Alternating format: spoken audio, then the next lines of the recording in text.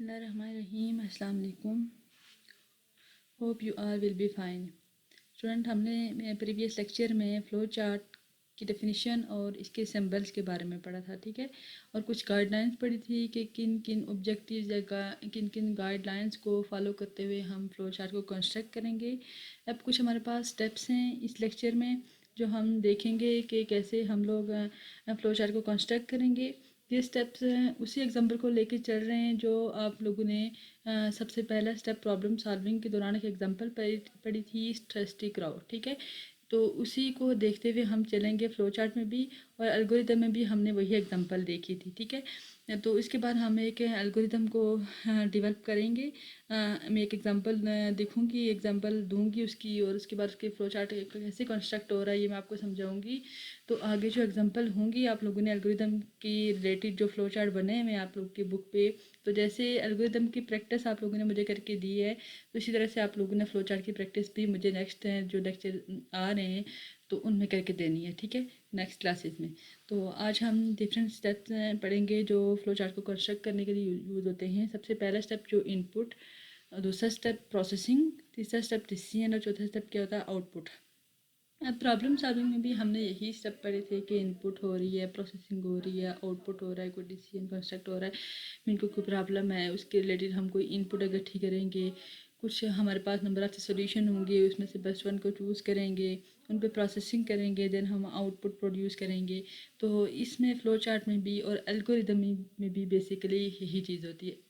Even कि समझ लें कि हमारा कंप्यूटर जो भी चीज़ आउटपुट शो करता है, हम कंप्यूटर से कोई भी चीज़ कोई भी काम करते हैं तो उनमें यही चीज़ होती है कि हम कुछ इनपुट देते हैं, वो उस पर प्रोसेसिंग करता है और कोई आउटपुट प्रोड्यूस करके देता है, ठीक है।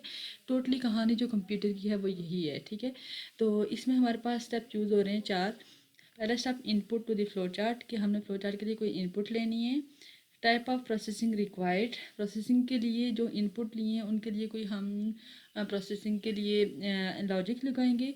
Then decision to be taken, या फिर हम उसमें से कोई डिसीजन लेंगे कि हमारा अगर हम ये इनपुट दें तो कैसा रिजल्ट आएगा, ये इनपुट दें तो कैसा रिजल्ट आएगा, ठीक है। तो ट्रू कौन सा आएगा, फॉल्स कौन सा आएगा, वो डिसाइड करेगा इसमें, ठीक है। देन इसके इनपुट के अगेंस्ट कोई आउटपुट प्रोड्यूस होगी, ठीक है। इनपुट में क्या है, the first step is to clearly determine the input to the flow chart. The input is determined from the problem statement. जैसे कि सिंपल से एग्जांपल मैंने बताई थी आप लोगों को कि हम एक चाय का कप बना रहे हैं, तो उसकी इनपुट हमारे पास क्या थी वाटर, मिल्क, शुगर, ठीक है। ये हमारे पास क्या क्या होती है, इनपुट। मीन कि अपनी प्रॉब्लम को सॉल्व करने के लिए जो हमने सॉल्यूशन सोचे हैं उनके लिए जो ऑब्जेक्ट्स ज़रूरत होंगे, जो चीज़ें ज़रूरत होंगी, उनको बोलते हैं इनपुट, ठीक है। तो in the story of thirsty crow, the input in the jug of water and the pebbles. अब इस जो एग्जांपल हमने प्रॉब्लम सॉल्विंग के दौरान और एल्गोरिदम में भी इसको डिस्कस किया था, उसमें क्या था कि जो क्राउ है वो पानी पीना चाह रहा है, तो पानी पीने के लिए उसके पास क्या था, एक जग ऑफ वाटर था और कुछ पेबल्स थे। मीन कि उन इनपुट्स को यूज़ करते हुए वो क्या करेगा, पानी पिएगा। देन इसमें प्रोसेसिंग क्या हो रही थी कि पानी की लेवल ऑफ द वाटर कम था, लो था जग में, तो उसने उसको रेस करना था। तो रेस करने के लिए उसके पास मल्टीपल सॉल्यूशन थे, तो उसने क्या प्रोसेसिंग की, तो उसने पानी के लेवल को रेस किया। The second step is to determine the type of processing to perform to get the output. Second step क्या होता है कि हमने जो इनपुट लिए उन पर प्रोसेसिंग करके हमने अपने आउटपुट को कैसे गेट करना है, ठीक है। Example, crowd throws pebbles into the jug to raise the level of the water. क्या कह रहे हैं, वो पेबल्स जग में फेंक रहे हैं ताकि पानी के लेवल को क्या कर सके, बढ़ा सके और पानी पी सके, ठीक है। देन डिसीजन क्या है, another important step is to decide the type of control structure to be used। अब कंट्रोल स्ट्रक्चर के बारे में हम पढ़ेंगे कि हम डिसाइड कर रहे हैं रन टाइम पे कि मैं आपको एग्जांपल देती हूँ। मैं आपको कहती हूँ कि मुझे रन टाइम में एक नंबर इनपुट लेना है, तो उस पर डिसाइड होना चाहिए कि ये नंबर इवन है या ऑड है, ठीक है। अब आप लोग को पता होगा कि इवन नंबर क्या होते हैं और ऑड नंबर क्या होते हैं। इवन नंबर वो होते हैं जो 2 पे डिवाइड होती हैं और ऑड नंबर वो होते हैं जो 2 पे डिवाइड नहीं होते, ठीक है। अब हमने इस पे एक लॉजिक लगाना है और ये रन टाइम में डिसाइड कर रहा है कि शायद मैं रन टाइम में 3 इंटर कर दूँ तो वो कहेगा ये आड नंबर है। अगर मैं रन टाइम में 2 इंटर कर दूँ तो वो कहेगा ये इवन नंबर है। मीन कि वो जहाँ पे आउटपुट स्क्रीन पे शो करेगा। अब मेरी मर्ज़ी है मैं क्या नंबर इंटर करती हूँ, तो मुझे क्या चाहिए, आउटपुट चाहिए। तो पीछे आप लोगों ने ऐसा लॉजिक लगाया होगा प्रोग्राम के अंदर कि वो क्या करे, डिसाइड करे कि अगर उसने रन टाइम में यूज़र ने ये नंबर इंटर कर दिया तो उसने ऐसे रिज़ल्ट देना होगा।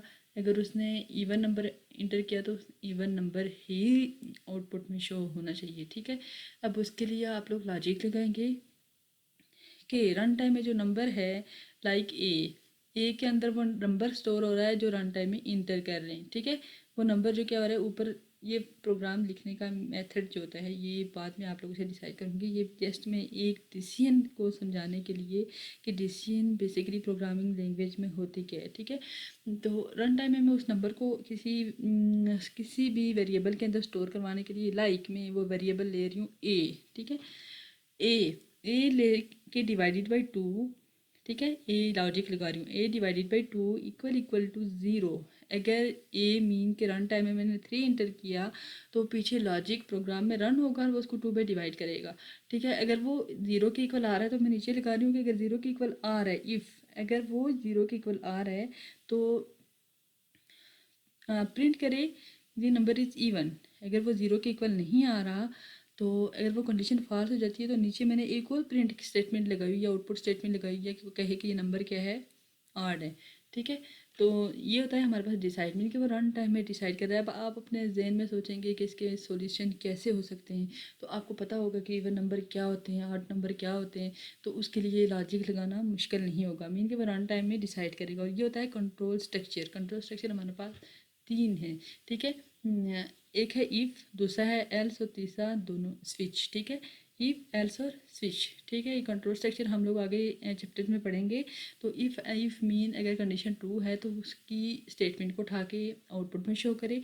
एल्स मीन कि इफ़ वाली कंडीशन फॉल्स है तो एल्स वाली की प्रिंट ऑफ स्टेटमेंट को उठा के आउटपुट में शो करे। ठीक है, रन टाइम में डिसाइड करता है कि मेरा रिज़ल्ट सही आ रहा है या नहीं आ रहा। ठीक है, उसके बाद दूसरा स्टेप है the possible control structure include sequence selection and repetition. अब एक हमने कंट्रोल स्ट्रक्चर के बारे में पढ़ा, सीक्वेंस सिलेक्शन के बारे में भी हम लोग नेक्स्ट चैप्टर्स में पढ़ेंगे, रिपीटेशन के बारे में। मीन कि ये लूप की बात हो रही है, सबसे पहले डिसाइड कर रहा है और उसके बाद लूप की बात हो रही है। लूप मीन रिपीटेशन, बार बार एक ही चीज़ को रिपीट करने के लिए हमने बार बार इनपुट और आउटपुट देने के बजाय हम उसके अंदर लूप लगा लेते हैं। ठीक है, यहाँ हम 3 किस्म की लूप के बारे में पढ़ेंगे, फॉर लूप, वाइल लूप और डू वाइल लूप। ठीक है, तो ये तीनों लूप किस तरह से काम करती हैं कि लाइक मैंने आपको कहा कि मुझे एक ही स्टेटमेंट लगाएं और उसमें मुझे 1 से लेके 10 तक या 1 से लेके 100 तक नंबर प्रिंट करवा के दें।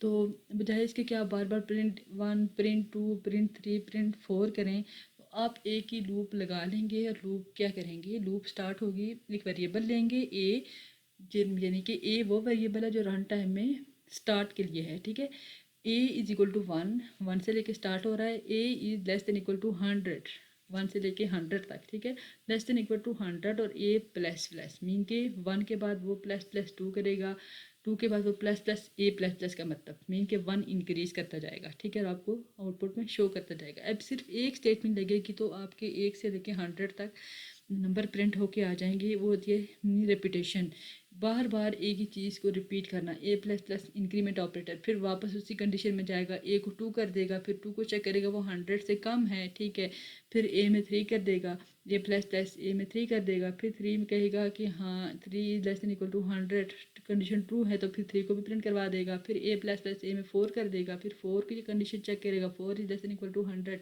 कंडीशन ट्रू है, 4 को प्रिंट करवाएगा। इसी तरह से वो 100 टाइम चलेगा। फिर जब 100 time 100 is less than equal to 100, 100 से लेस नहीं है लेकिन इक्वल तो है, तो वो 100 को भी प्रिंट करवाएगा। फिर वो 100 में ए प्लस प्लस लगा हुआ है तो 100 में +1 करेगा, 101। फिर पीछे आएगा वो 100 is 101 is less than equal to ये है 100, कंडीशन फॉल्स होगी। 101 ना तो 100 से लेस है और ना ही 100 के इक्वल है, तो वो क्या कर देगा, आपको डायरेक्ट आउटपुट शो कर देगा कि क्योंकि जैसे ही कंडीशन फॉल्स होगी तो वो क्या कर देगा, आपको आउटपुट शो कर देगा 1 से लेके 100 तक। ये होती है रेपिटेशन, जो सिर्फ एक स्टेटमेंट लगाने से हमारे पास 1 से लेके 100 तक काउंटिंग हमें आउटपुट में डिस्प्ले करवाएगा। ठीक है, ये नेक्स्ट हम लोग पढ़ेंगे। अब इस एग्जांपल में डिसीजन क्या है। For example the crow decide to throw pebbles into the jug until the water is dead. Mean के वो क्राउ जो है उस वक्त तक वो कंकरियाँ उस जग में फेंकता रहेगा जब तक पानी उसकी चोंच तक नहीं पहुंच जाता। ठीक है, जब तक वो पानी की मिकदार बढ़ती और वो पानी पीता तब तक वो क्या करेगा, वो पेबल्स उस जग में फेंकता रहेगा। ये क्या करे, डिसीजन। ठीक है, अब आउटपुट क्या है।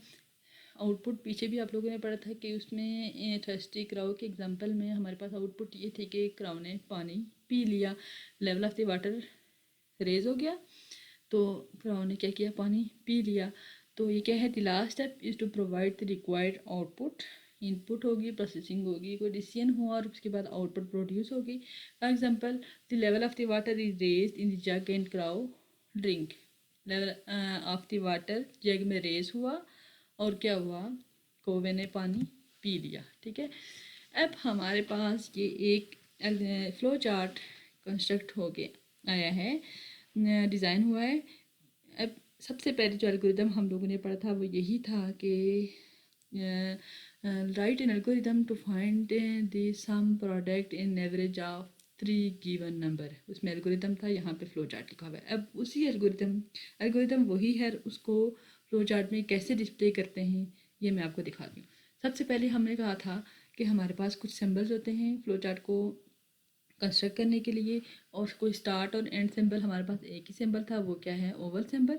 ठीक है, ये ओवल सिंबल हमारा एल्गोरिदम स्टार्ट हो रहा है, वहाँ पे एल्गोरिदम स्टार्ट हो रहा है और यहाँ पे हमारे पास फ्लो चार्ट स्टार्ट हो रहा है। ठीक है, उसके बाद एल्गोरिदम था इनपुट ए बी सी। ठीक है, algorithm read the input A B C. अब यहाँ पे क्या हो रहा है, इनपुट ले रहे हैं। इनपुट के लिए वो एल्गोरिदम था, फ्लो चार्ट में क्या हो रहा है, इनपुट ले रहे हैं। अब हमारे जहन में आएगा कि हमने कुछ सिंबल्स पढ़े थे कि फ्लो चार्ट में इसको कैसे कंस्ट्रक्ट करेंगे। तो स्टार्ट और एंड के लिए तो हो गया ओवल सिंबल। अब प्रोसेसिंग इनपुट के लिए हमारे पास पैरेललोग्राम, यस पैरेललोग्राम था। तो पैरेललोग्राम में हमने एक पैरेललोग्राम ड्रा कर दी और उसके अंदर लिख लिया इनपुट ए बी सी। ठीक है, अब हमने इसके अलावा भी हमारे पास कुछ थी फ्लो लाइन्स। ये फ्लो लाइंस हमारे पास क्या करती हैं कि हमारे फ्लो चार्ट के सिंबल्स को एक दूसरे से क्या करती हैं, मिलाती हैं। ठीक है, ये फ्लो लाइंस है। उसके बाद हमारे पास प्रोसेसिंग हो गई। इनपुट तो हमने ले लिए 3 नंबर। ठीक है, 3 नंबर गिवन थे, इनपुट 3 नंबर ले लिए। अब प्रोसेसिंग सबसे पहला प्रोसेस क्या है, सम फाइंड आउट करना है। तो is equal simple, sum is equal to A plus B plus C, यहाँ पे इक्वल टू साइन हो सकता है। ठीक है, दूसरा हमने प्रोडक्ट एवरेज यहाँ पे पहले फाइंड आउट हुआ। तो एवरेज क्या होता है, total number of some divided by number of total number कितने 3। ठीक है, ये भी प्रोसेसिंग हो रही है। तीसरा प्रोसेस क्या है, प्रोडक्ट। तो product is equal to A multiply B multiply by C. ठीक है, अब क्या कह रहा है, अब कह रहा है कि हमें उन तीनों चीज़ों का डिस्प्ले चाहिए, तो प्रिंट लिख लेंगे। हमने समने को भी डिस्प्ले करवाना है, एवरेज को भी डिस्प्ले करवाना है और प्रोडक्ट को भी डिस्प्ले करवाना है। और डिस्प्ले करवाने के लिए हमारे पास सिंबल क्या था, ठीक है, आउटपुट सिंबल। ये सिंबल थोड़ा सा गलत हुआ भाई, इनपुट और आउटपुट का सिंबल यही है। ठीक है, यही पैरेललोग्राम यहीं पे यूज़ होगा, यही पैरेललोग्राम सिंबल यहीं पे, और प्रिंट सम एवरेज और प्रोडक्ट। ठीक है, देन हमारे पास सम भी आउटपुट में आ गया, एवरेज भी आउटपुट में आ गया, प्रोडक्ट भी आउटपुट में आ गया। अब लास्ट हमने क्या करना है, सारी चीज़ें क्लियर हो गई तो हमने अपने फ्लो चार्ट को एंड करना है। तो सिंपल हमने इस स्टेटमेंट से फ्लो चार्ट को एंड कर देना है। ठीक है, ये हमारे पास ओवल सिंबल हो गया। देन हमारे पास ये इनपुट आउटपुट के लिए, ये इनपुट आउटपुट के लिए। ठीक है, इनपुट के लिए और आउटपुट के लिए जो सिंबल यूज़ होगा वो ये है, दोनों सेम सिंबल। ठीक है, ये क्या हो रही है, इनपुट और आउटपुट दोनों हो रही हैं। और देन ये तीनों सिंबल हमारे पास प्रोसेसिंग के लिए यूज़ हो रहे हैं, और स्टार्ट और एंड ये हमारे पास फ्लो चार्ट की स्टार्ट और एंड सिंबल हैं। ठीक है, वही सिंबल है जो हमने पीछे पढ़े हैं। यहाँ से थोड़ी सी मिस्टेक हो गई, ये पैरेललोग्राम हमारे पास इनपुट और आउटपुट दोनों सिंबल्स के लिए यूज़ होंगे। इसके बाद आप लोगों का काम क्या है कि इसके नेक्स्ट 3 फ्लो चार्ट जो आपकी बुक पे गिवन है उसके क्वेश्चन आप लोगों ने उठाने हैं। एल्गोरिदम आप लोग को याद है, अगर नहीं भी याद तो आप सबसे पहले एल्गोरिदम लिखें, देन उसको फ्लो चार्ट बना के आप लोग मुझे रफ पेज पे या अपने कंप्यूटर की नोटबुक उठाएं और उस पर बना के मुझे सेंड करें। और अगर आज के लेक्चर में कोई भी कन्फ्यूजन है या आप लोगों को समझ नहीं आ रही कि फ्लो चार्ट कैसे कंस्ट्रक्ट कर रहे हैं तो मुझसे पूछ लें, मैं आप लोगों को मज़ीद 2-3 एग्जांपल दे के समझा दूँगी, ठीक है। तो ओके, अपना काम करें। आज का लेक्चर यही था और मेरे ख्याल से हमारा चैप्टर नंबर 1 एंड हो चुका है। तो इस चैप्टर फ्लो चार्ट की प्रैक्टिस के बाद नेक्स्ट 2 क्लासेस में हम अपने फ्लो चार्ट की प्रैक्टिस करेंगे। देन नेक्स्ट वीक की थर्ड जो क्लास होगी उसमें हम लोग लेसन नंबर 1 का कंप्लीट टेस्ट लेंगे, ठीक है। ओके, अल्लाह हाफिज़।